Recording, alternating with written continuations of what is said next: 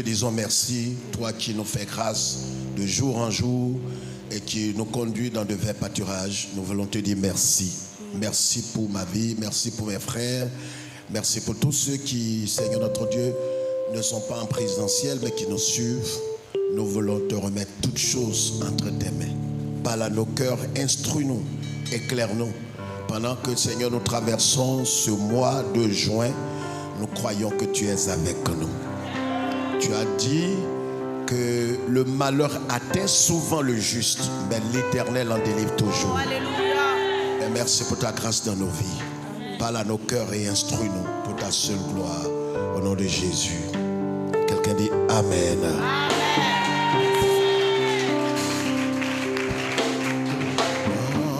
Le vol de la tempête sans les instruments.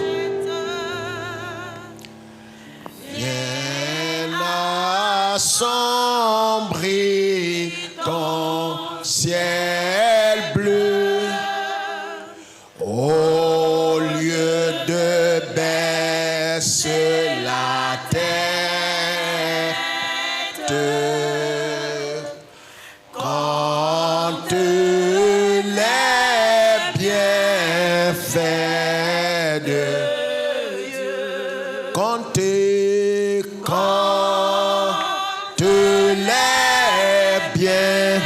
fait de Dieu, oh, mets-les tous devant tes yeux, tu verras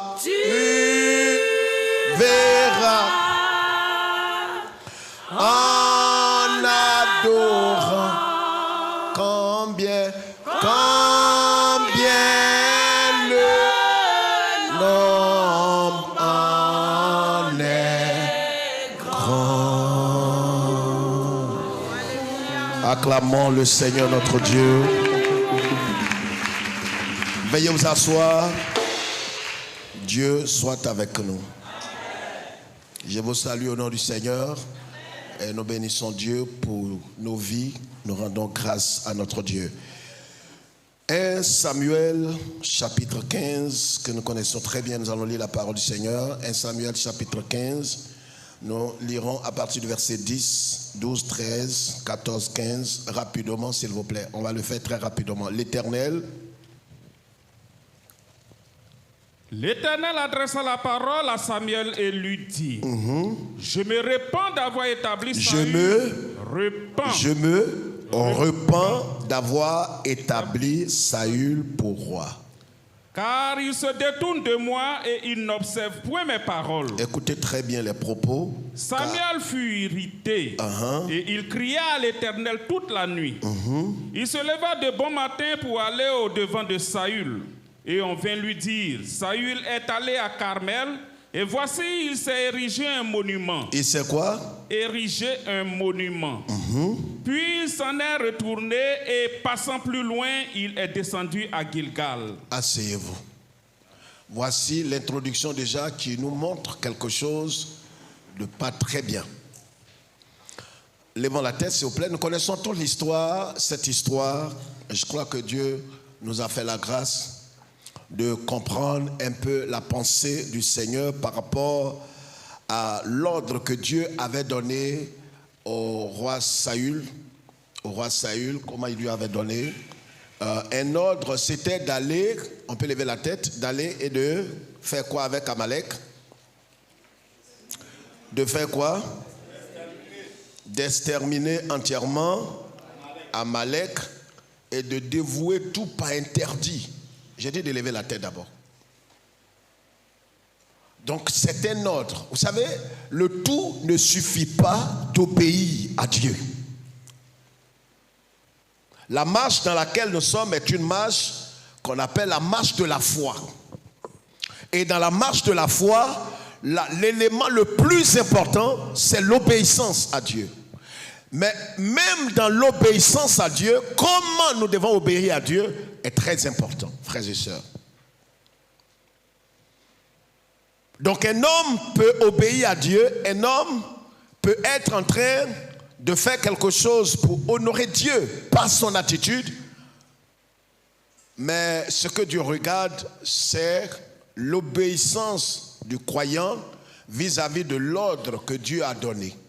Donc en vérité, on n'obéit pas juste pour obéir, mais on doit obéir proportionnellement à l'ordre que Dieu a donné.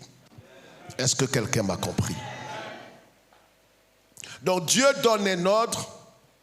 Il dit, par la bouche du prophète Samuel, dit au roi Saül d'aller et de dévouer tout pas interdit. C'est pourquoi notre thème ce soir, le danger de juste obéir, mais non selon Dieu. Le danger de juste obéir, mais non selon Dieu. C'est-à-dire tout simplement qu'il y a un danger que nous courons véritablement si nous cherchons juste à obéir.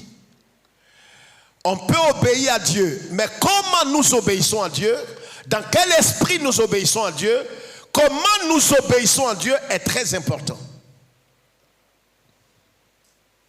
Parce que si juste nous obéissons à Dieu pour obéir à Dieu, ce ne sera pas une obéissance selon le cœur de Dieu. Parce que toute obéissance n'est pas forcément acceptée par Dieu. Donc, on voit là l'histoire de Saül. Donc, le prophète Samuel est sorti, Dieu lui a dit, va. Et toute la nuit, Samuel a prié. Et puis, il a crié vers Dieu. Et le lendemain, il est allé vers Saül. Mais vous allez voir qu'il se leva de bon matin pour aller au devant de Saül. Et on veut lui dire que Saül est allé à Carmel.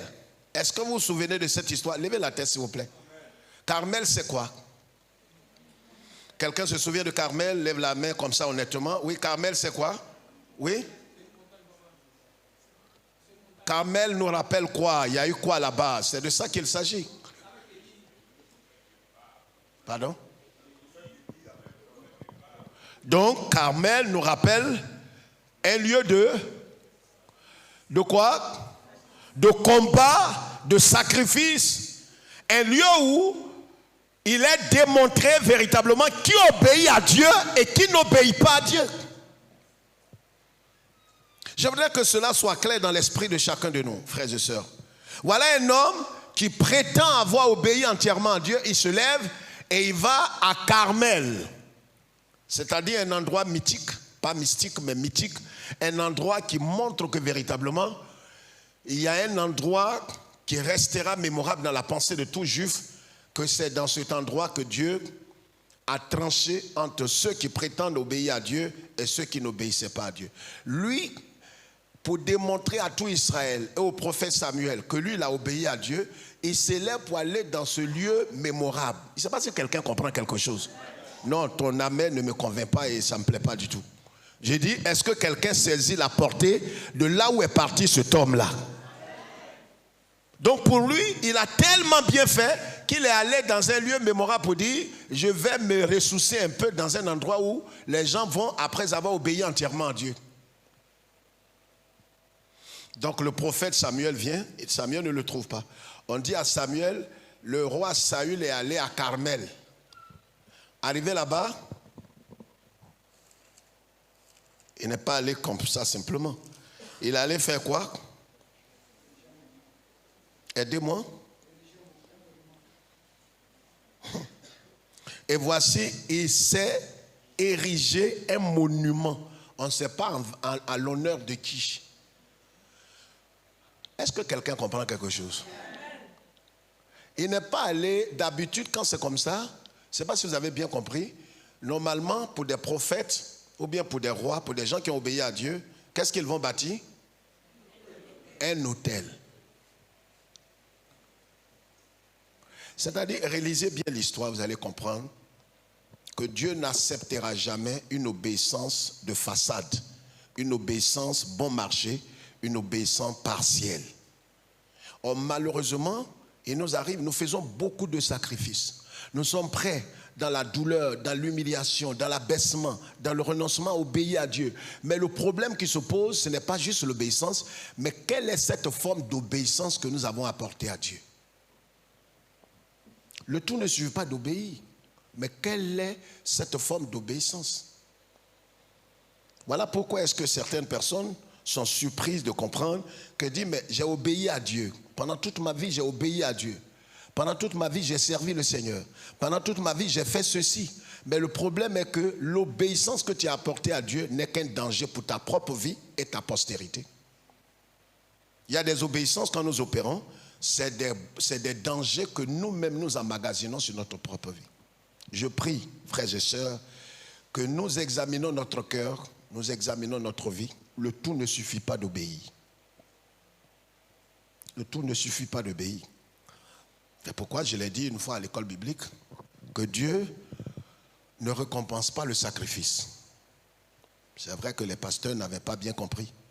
Mais ce n'est pas le sacrifice que Dieu honore.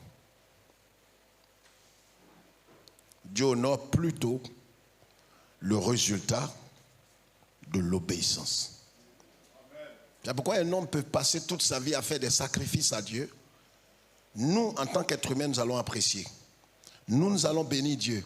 Nous allons acclamer. Mais est-ce que lui, ces sacrifices-là sont agréés par Dieu? Ce n'est pas vraiment sûr. Parce que Dieu, avant de regarder le sacrifice, il regarde plutôt au cœur et à l'attitude de la personne. Est-ce que je me fais comprendre? Donc lui, Saül, il est allé, il a fait un monument. Puis il s'en alla, il retourna et passa plus loin. Et il est descendu maintenant à Gilgal.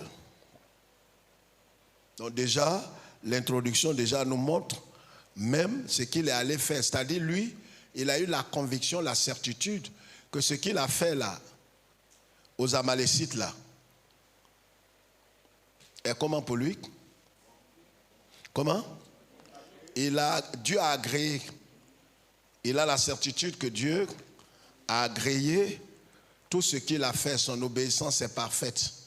Et il va dire quelque chose qui va montrer qu'en vérité, il ne s'est pas trompé comme ça, mais il a fait ça délibérément. Vous savez, quand vous êtes en train d'agir de façon délibérée vis-à-vis de Dieu, ce n'est plus anodin. On peut lire. Tu peux lire la suite. Il se leva de bon matin. Voilà la suite. La suite, verset 14. Samuel se rendit auprès de Saül et Saül lui dit, sois béni de l'Éternel. J'ai observé la parole de l'Éternel. Quoi ça? J'ai observé la parole de l'Éternel. Samuel se rendit auprès de Saül. Vous n'avez pas compris? Et qui s'est rendu auprès de qui? Aidez-moi. Samuel s'est rendu auprès de... Et arrivé là-bas, normalement, qui doit parler en premier? Qui ça? Suivez bien. Vous savez, il y a des signes qui ne trompent pas. Samuel se rend chez Saül, arrivé là-bas, et le salut net, c'est Saül qui prend la parole pour qui? Pour faire quoi? Aidez-moi.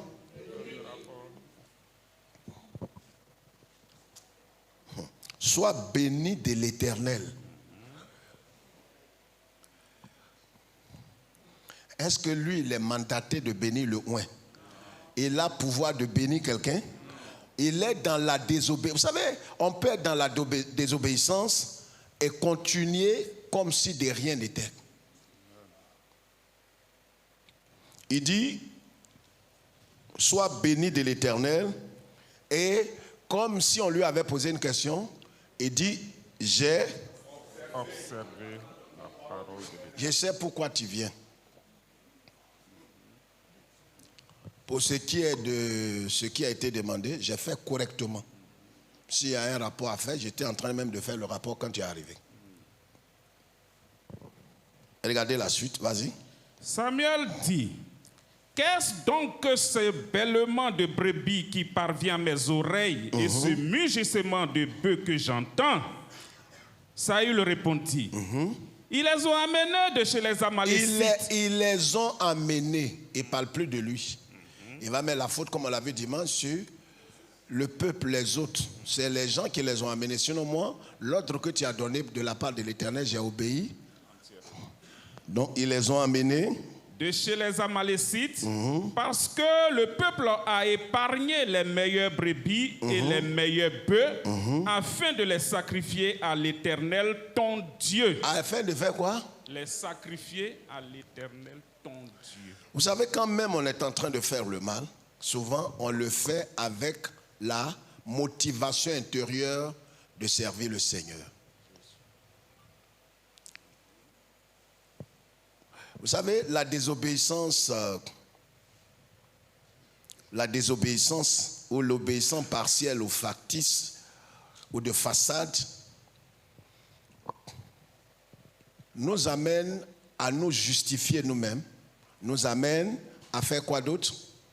À faire quoi? À justifier nos actions, à le faire de tout cœur, à le faire avec aisance, parce qu'en vérité, nous nous disons que ce que je suis en train de faire, la latte que je suis en train de poser là, ce que je suis en train de prendre dans mon service là, c'est pas que des rames que je suis en train de prendre, en tout ce qu'on m'a demandé. On m'a demandé ils m'ont donné d'avoir du carburant, 200 000 francs.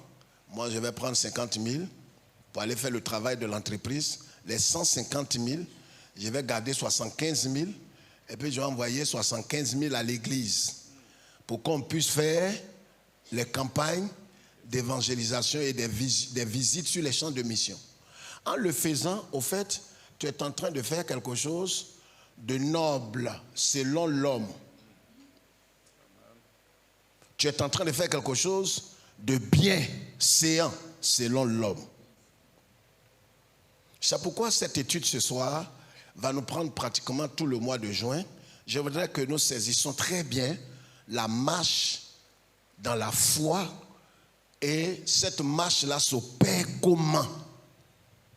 Qu'est-ce que, en vérité, Dieu attend de nous? Qu'est-ce que Dieu attend de nous? Est-ce que juste une obéissance pour obéissance? Nous allons comprendre. Et c'est ce qui nous a amené à être surpris de l'action de Dieu dans notre vie, dans la vie de nos enfants, dans la vie peut-être dans certains domaines de notre vie, et nous n'avons pas compris. On s'est demandé, mais comment de telles choses puissent m'arriver pendant que je suis en train d'obéir à Dieu, pendant que je suis en train de servir Dieu, pendant que je suis en train d'obéir à la voix du Seigneur?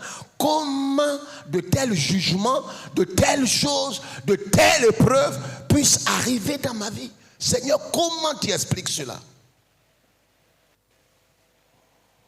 J'ai donné mes biens, j'ai donné mon argent, j'ai donné mon cœur.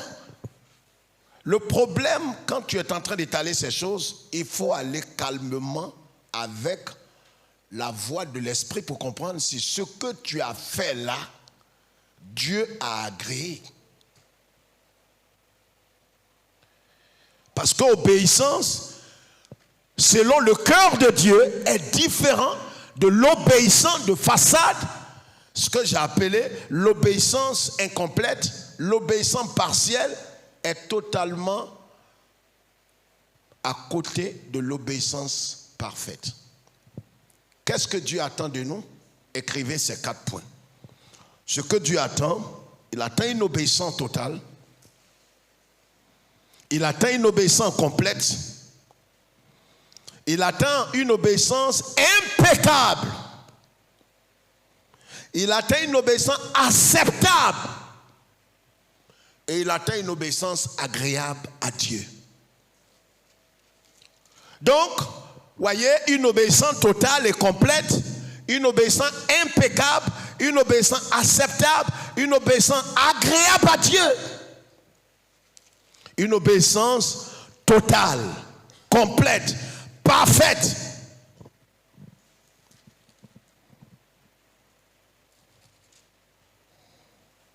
C'est pourquoi si notre obéissance n'entre pas dans cette qualification-là de l'obéissance, notre obéissance sera rejetée. Donc, nous voyons rapidement l'histoire. Je voudrais citer non seulement l'histoire de Saül, mais l'histoire de quelqu'un d'autre dans la Bible ce soir encore, de montrer combien de fois Dieu ne veut pas des choses partielles, des choses incomplètes, des choses qui n'ont pas été faites selon le plan de Dieu et selon l'ordre de Dieu. Examinons notre cœur ce soir à la lumière de la parole du Seigneur et à la lumière du Saint-Esprit. Est-ce que mon obéissance est une obéissance parfaite et une obéissance complète et une obéissance impeccable, une obéissance acceptable par Dieu? Très important. La suite nous dit quoi? Verset 15.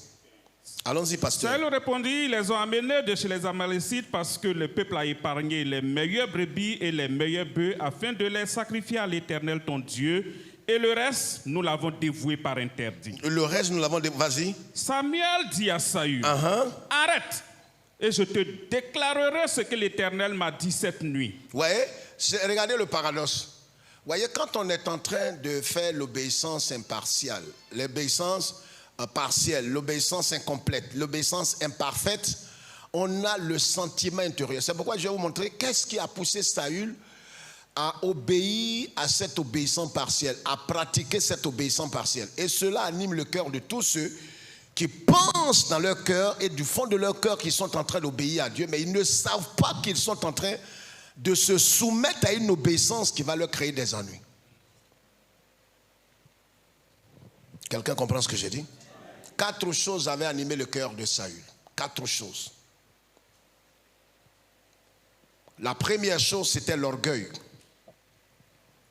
C'est pourquoi Dieu lui a dit ouvertement par la bouche de Samuel, lorsque tu étais petit à tes yeux, lorsque tu étais insignifiant. Vous savez, ce qui nous amène à nous soumettre à l'obéissance partielle. C'est-à-dire, ce que Dieu nous a demandé, nous sommes prêts à faire, mais pas à faire exactement comme Dieu l'a demandé.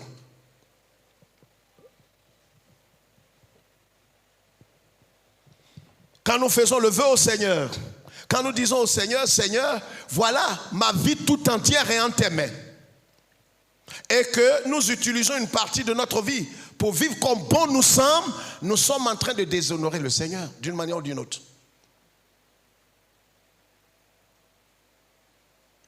Quand vous écoutez Samuel et puis vous écoutez Saül, vous avez l'impression que quelqu'un parmi eux ment. Samuel dit, tu n'as pas obéi à la voix de l'Éternel. Saül dit, j'ai fait exactement ce que Dieu a ordonné. Vous savez quand quelqu'un, pourquoi? Parce que l'orgueil qui était dans son cœur, qui était la motivation réelle de son acte, l'amène à comprendre qu'en vérité ce qu'il a fait là, il ne voit rien d'imparfait, rien de mauvais. J'ai obéi, on m'a dit d'apporter ma dîme, j'ai apporté ma dîme au Seigneur. Mais en vérité, ce n'est pas la dîme qu'il a apportée, il n'a apporté qu'un 10%. Parce que je vous ai expliqué ici, il y a 1-2 ans en arrière, que le fait d'apporter 10% n'est pas la dîme. J'ai 100 000 francs par mois. L'esprit dans lequel, levez tous la tête et je vous explique. L'esprit dans lequel Dieu avait institué la dîme, c'était d'amener tous les Israélites et tout le peuple à mettre Dieu en premier lieu. Dieu ne doit jamais être premier ex aequo, ni deuxième, ni troisième. Il doit être le premier parmi tous. C'est-à-dire qu'il doit avoir la prééminence dans tout ce que nous sommes et ce que nous faisons. J'ai 100 000 francs, ce qui me préoccupe, je paye ma maison, je paye mes factures, je fais tout. Et puis quelque temps après, j'enlève 10 000 francs dedans. Peut-être même il restera 20 000. Dans les 20 000, j'enlève 10 000. Et puis je viens pour maintenant obéir à Dieu, pour dire Dieu, le peu d'argent que tu m'as donné, voilà ta portion. On voit cela comme juste une règle. On voit cela juste comme un devoir et non pas de l'amour. Si ton voisin ne lève pas la main, laisse-le tel qu'il est, il sait dans quel esprit il est. Vous voyez, c'est pour ça que les gens ont vu la dîme comme un fardeau pesant. On ne voit pas d'abord l'amour de Dieu. On ne voit pas d'abord l'amour que j'ai pour le Seigneur. On ne voit pas d'abord la première place que je donne à Dieu. Mais on voit Dieu comme un tyran, Un homme on ne sait pas qu'est-ce qu'il a fait d'extraordinaire, mais j'ai travaillé, j'ai souffert, j'ai transpiré, mais je dois lui donner toujours quelque chose. C'est pour ça que quand j'ai fini mes courses, je n'ai pas oublié Dieu. Prenez un homme normal parmi nous, dans un foyer normal, vous arrivez chez vous à la maison, et puis vous trouvez la belle famille, vos beaux-parents, un cousin de votre femme, un oncle, un de ses grands frères. Et puis elle finit de préparer, elle sert tout cela d'abord. Elle appelle son grand frère du village qui est arrivé, donne à manger, autour, donne, sert tout le monde. Et puis elle soulève la marmite, il reste juste la tête du poisson. Non, ça fait pareil. Et puis elle puise ça, elle met ça sur un pauvre riz, malheureux et misérable. Dit à mon chéri, vraiment c'était beau qu'ils sont arrivés. Hein? Donc voilà ce qui est resté dans la marmite.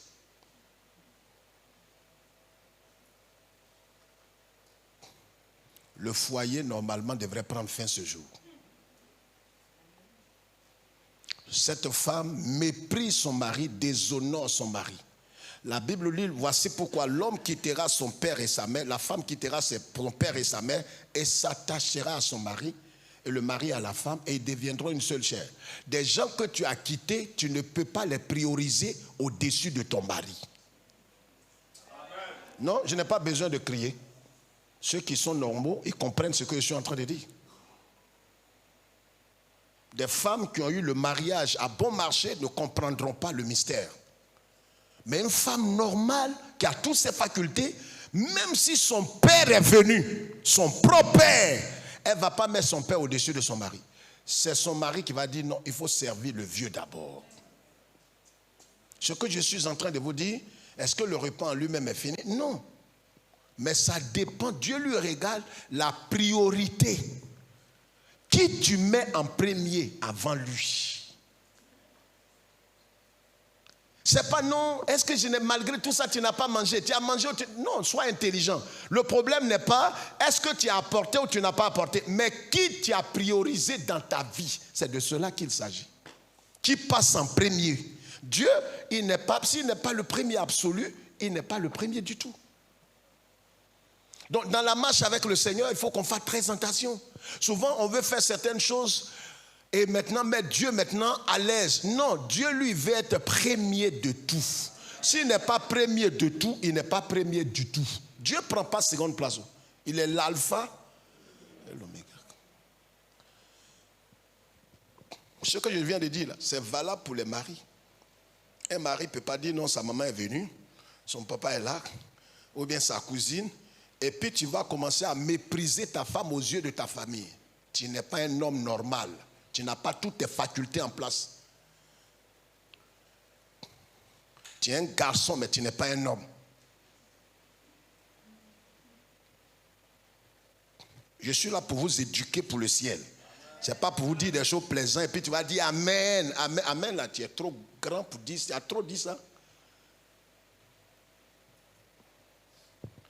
Saül, il pense baratiner Dieu. J'ai envoyé des bœufs gras. Je vais te les donner. Je vais faire une offrande. Le problème, Dieu ne t'a pas demandé. Il dit de les tuer, de les égorger. Hommes comme femmes, femmes enceintes, de tuer. Bébé, tout le monde, de tuer tout le monde. Quand tu en prends pour envoyer, c'est une malédiction que toi-même tu conjugues sur ta vie. Là où on est autant que nous sommes, chacun dit non, ma vie tout entière en tes mains. Quand nous savons, nous tous, qu'en vérité, notre vie tout entière n'est pas dans la main du Seigneur.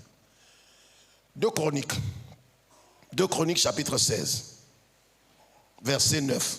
Il dit, et l'Éternel plonge les regards sur la terre et ne soutient que sous ceux dont le cœur est tout entier à lui. Dieu ne soutient pas tout le monde. Il ne soutient que ceux dont le cœur est tout entier à lui. La deuxième chose qui a amené la déchéance de Saül, c'est l'auto-exaltation. Voilà quelqu'un qui se glorifie dans la chair. L'auto-exaltation. par ton attitude, par ta manière de parler, par ta manière de te conduire, t'habiller, tu peux t'auto-exalter. Tu crois être le centre, tu crois être le sommet, c'est ce qui a tué Saül. Dis, ah, mais j'ai rien fait de mauvais. Il faut dire que prophète, tu as vu même, moi-même je crois que je t'ai rendu service parce qu'il n'y a même plus de bœufs, il n'y a même plus de porc pour faire des sacrifices. J'ai envoyé des sacrifices au lieu de bénir le nom d'Éternel. Tu es là, tu es en train de dire non. Mais même quand Dieu t'envoie, il faut savoir t'envoyer, prophète.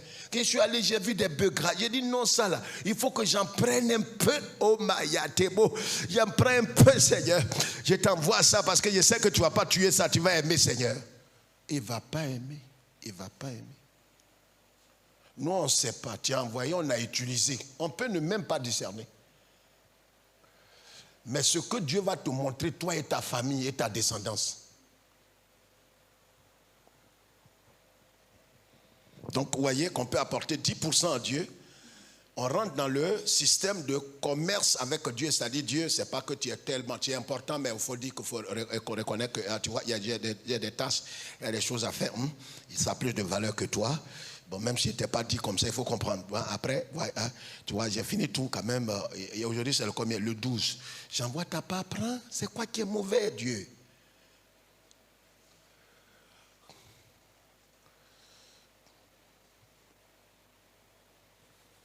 Nous, on prend, mais on ne sait pas si lui, il a pris.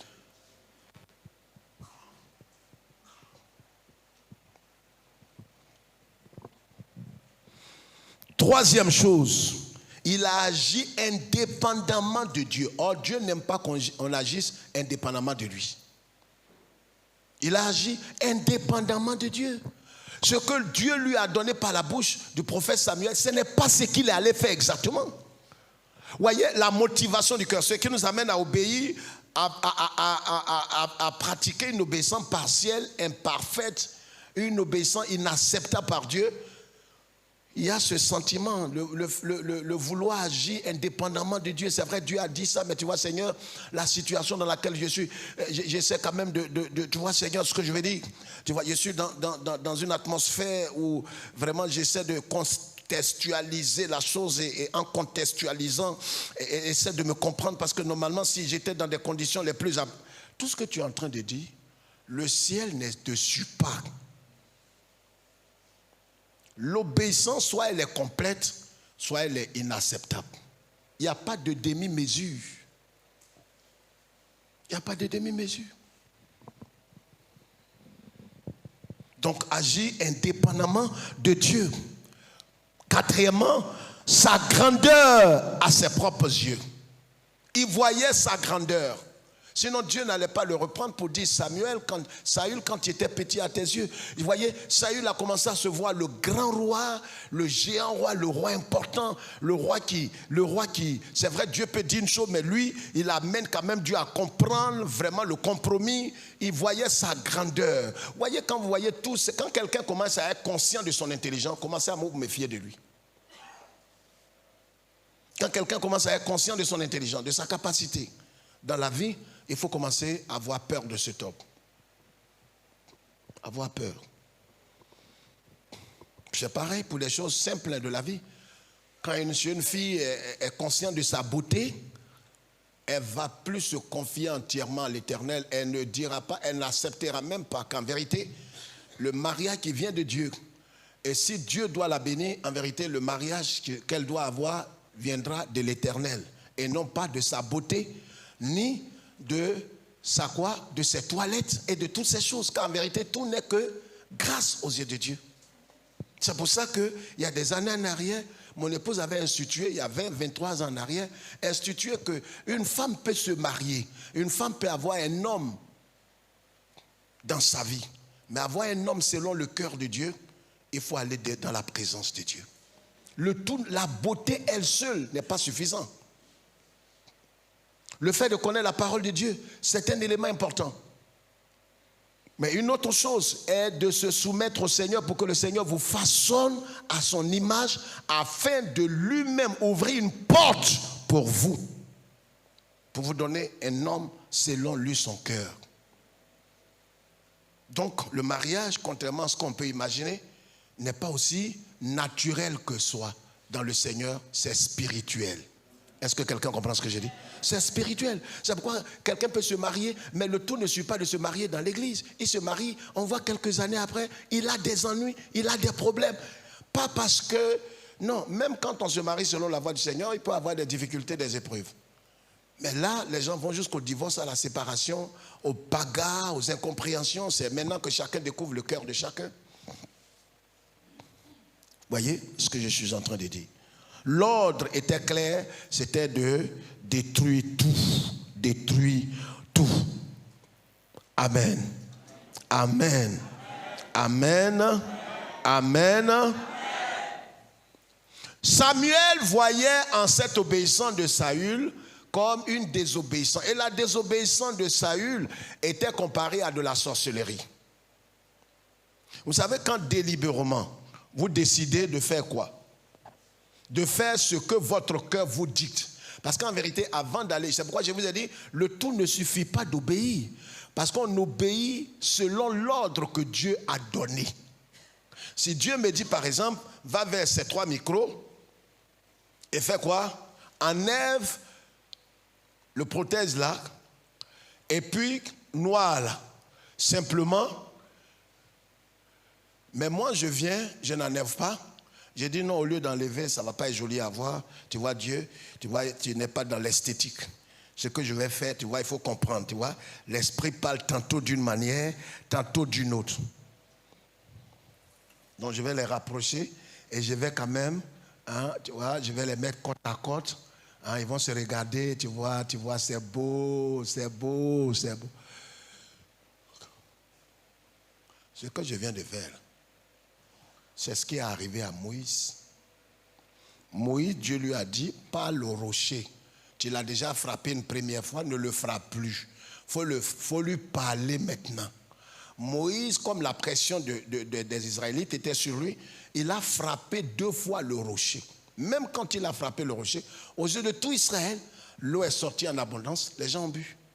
Vous savez, la plus grosse tragédie qui puisse arriver à un chrétien dans la marche, c'est quand tu es dans les bêtises, tu es en train de déshonorer le Seigneur, humilier, mépriser le Seigneur, mais malgré le mépris, tes affaires décollent toujours. Ta santé est au beau fixe, ton foyer va bien.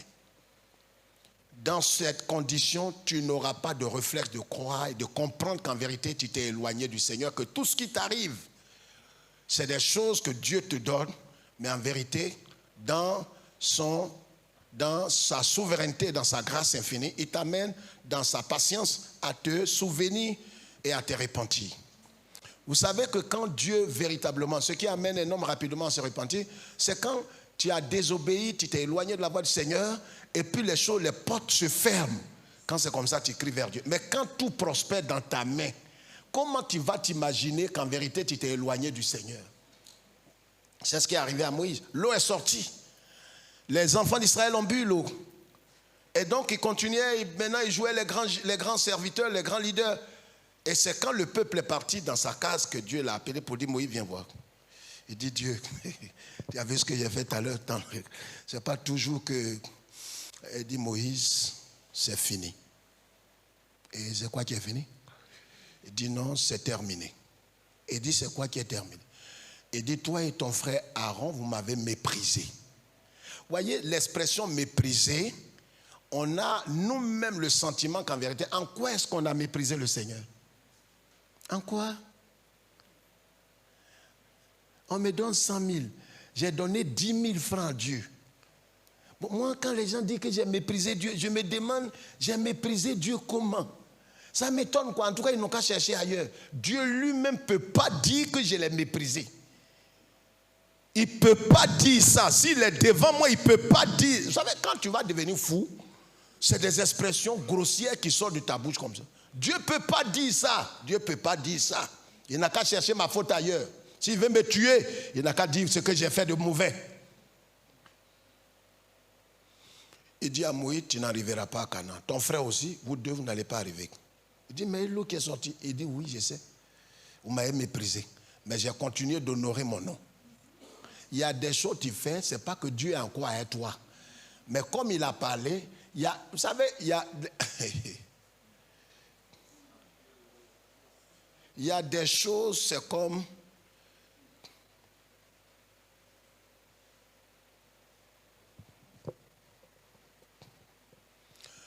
Si vous payez par exemple un jus d'ananas, les Ivoiriaux, certains peut-être à l'extérieur ne comprendront pas, mais vous allez voir souvent, vous avez vidé. Mais il y a un petit fond qui est dedans qui ne sort jamais.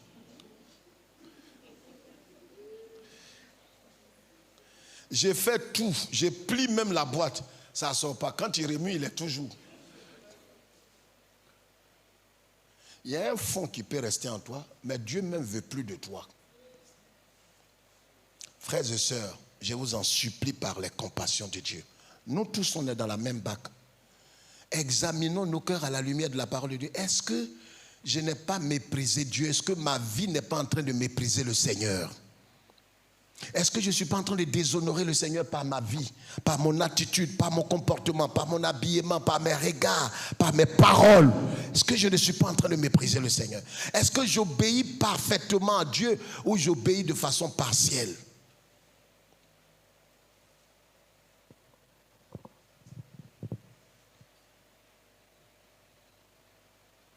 Prenons un exemple rapidement, le pardon. Éphésiens chapitre 4, verset 32. Même quand Dieu nous demande le pardon, est-ce qu'on peut lire ça rapidement? S'il te plaît. Et puis, Actes chapitre 5, l'histoire d'Ananias et Saphira. Actes chapitre 5, le verset 1 à 8, qu'on ne va pas lire, que je vais expliquer. Donc, l'histoire d'Ananias et Saphira, on peut lire, pasteur, lire Éphésiens 4. Verset 32. Soyez bons les uns envers les autres, compatissants, vous pardonnant réciproquement comme Dieu vous a pardonné. Vous pardonnant réciproquement comme Christ vous a pardonné. Mais regardez-moi ici, frères et sœurs. Combien d'entre nous sommes prêts à obéir à cette parole de l'Écriture? Même quand il nous est demandé par le Saint-Esprit de pardonner entièrement, avouons-le, il est difficile de pardonner entièrement. Même quand nous pardonnons, nous sommes prêts à dire, ce qui est certain, nos relations ne seront plus comme avant. Même si on ne le dit pas, on va le pratiquer dans notre attitude de chaque jour. Et c'est comme ça des frères et sœurs ici qui ont eu des histoires, même des mamans d'un certain âge qui se trémoussent dans l'église. Des frères qu'on respecte d'un certain âge, des jeunes gens. Vous savez, frères et sœurs, si je suis homme de Dieu, je vous le dis devant Dieu, il y aura des tragédies à la fin des temps. Aujourd'hui, beaucoup jouent avec le feu. La façon dont tu fais les choses à moitié, le ciel fera tout à moitié dans ta vie et ta destinée. Le ciel fera tout à moitié dans ta vie, ta santé, tes enfants, tes affaires, tes finances. Même quand on a dit de pardonner, regarde-moi dans les yeux, on pardonne à moitié. On pardonne à moitié. Dieu n'a jamais dit de laisser tomber. Parce que si je laisse tomber ma pochette, elle est à portée de vue. On dit de pardonner. On n'a pas dit d'oublier. Voilà encore un autre problème. On dit, je vais chercher à oublier. On ne t'a pas dit d'oublier. Tu ne peux pas oublier. Ton cerveau est trop petit pour oublier. Les choses même qu'on t'a dit de ne pas oublier, là, c'est ça que tu as oublié. Les bienfaits, là, tu as tout oublié. Pardonner. On pardonne, mais maintenant, même quand on veut s'asseoir à l'église, on regarde, oui frère, qui vient? On vient le mettre. Bon, je vais m'asseoir un peu ici. Autour. Bon, saluez-vous, levez-vous, faites-les à tout. Autour, on fait à tout là. Amen. Amen. Mon frère, c'est ça. Hein? On suit tout ça. On suit. Moi, il y a 2 mamans ici qui m'ont fait la plus grosse honte. J'ai eu honte d'elles. Honte. Qui sont membres de l'église.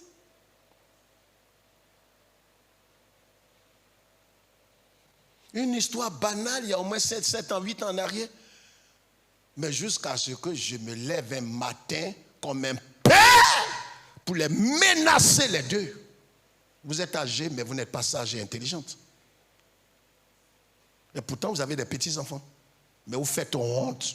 Et ne m'appelez plus papa. C'est ce jour-là, les deux vont pleurer et vont se faire à tout. On se pardonne, papa. Mais ça n'engage que vous, des grandes mères comme vous. On est là pour vous éduquer, pour vous amener au ciel. On t'a dit que c'est facile à croire. Laissez tomber ta raison et aller vers ta soeur pour lui dire « Je te pardonne » ou « Je te demande pardon ». Et pourtant, c'est toi qui avais raison. C'est ça la croix. Tu crois que c'est de la comédie, on vient, on danse, ça va chauffer aujourd'hui, ça ne chauffe pas. La croix, ça ne chauffe pas. Ça détruit, ça te tue.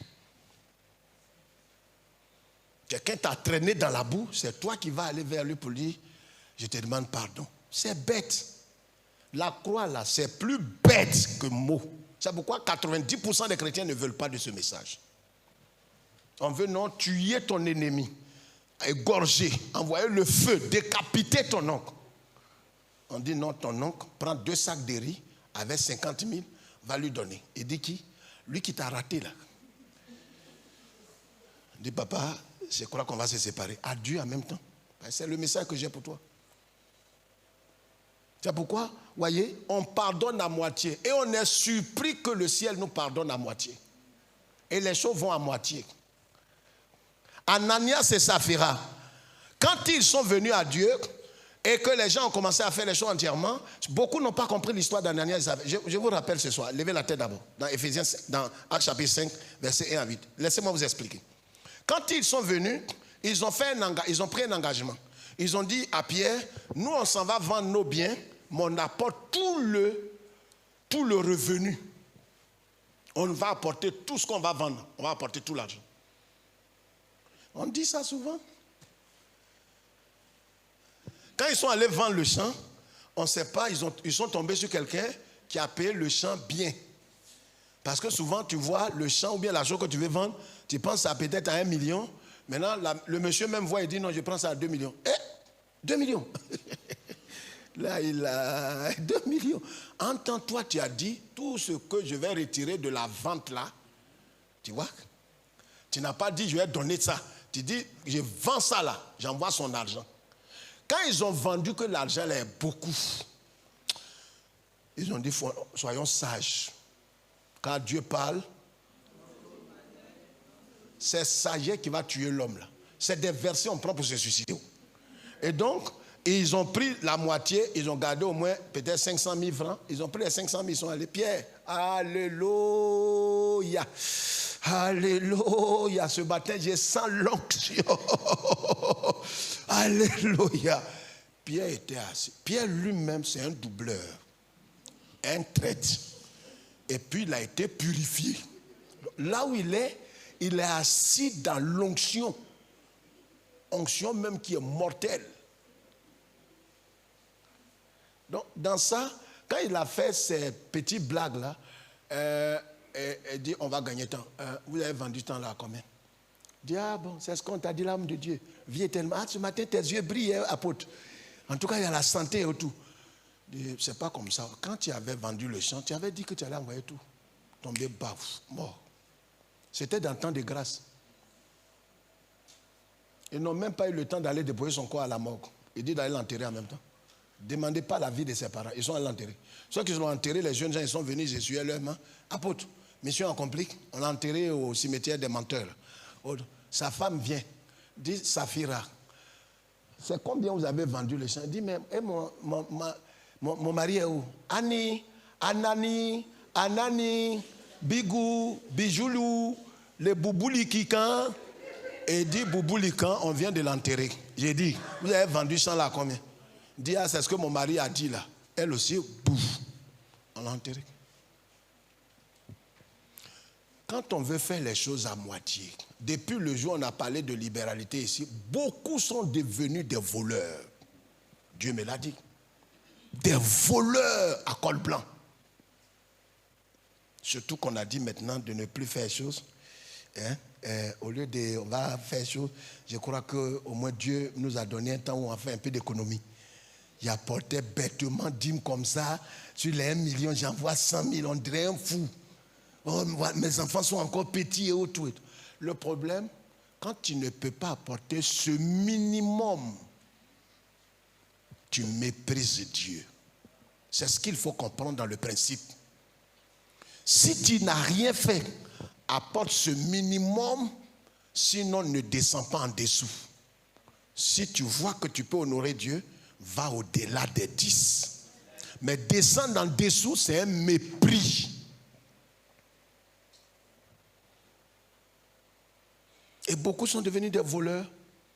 Mais si on ne fait pas attention, on ne prend pas garde, les choses vont se compliquer dans notre vie. Amen. Que Dieu nous bénisse, que Dieu nous aide, que Dieu nous aide. 1 Pierre chapitre 1, verset 14 à 16. 1 Pierre chapitre 1, verset 14 à 15, à 16. 1 Samuel 15, 22. On va se lever pour prier. Donc Pierre exhorte tout croyant à se donner tout entier, à obéir parfaitement au Seigneur et non pas à moitié. On va se lever tous.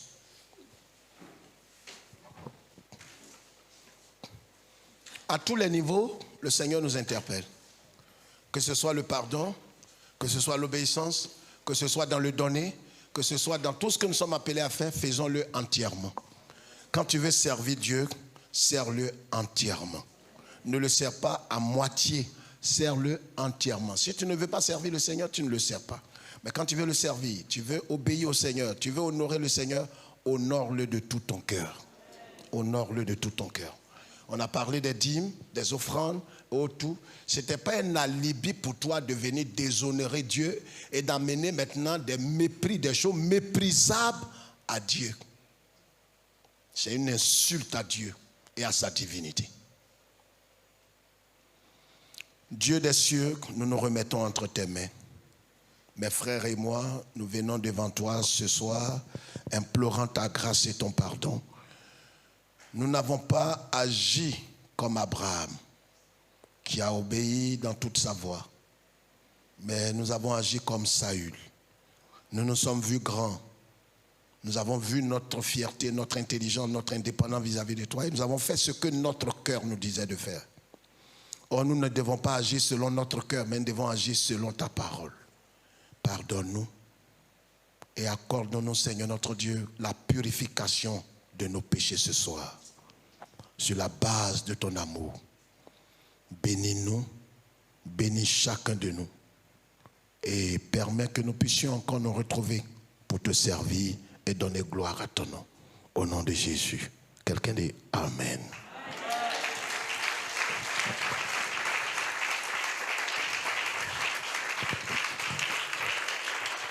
Que Dieu nous bénisse.